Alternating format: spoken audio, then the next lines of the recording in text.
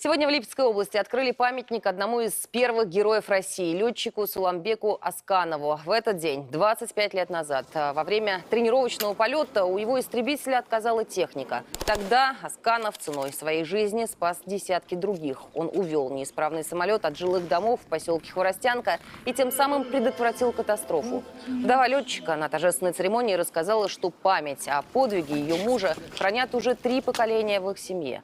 На открытие приехал также и глава Ингушетии. Там герой родился. Низкий поклон и огромное спасибо за ту память, которую вы храните о нашем земляке. Да, Суламбек и такие, как он, являются героями не только региона России, откуда они выросли, откуда они вышли. Они герои нашей огромной необъятной страны, многонационального народа. Это достояние всего народа России. У старшего сына есть сын маленький, ему скоро 2 годика. И я уже говорю, что этот человек парень должен стать летчиком. Обязательно, как дедушка. Он и похож чем-то на дедушку у нас.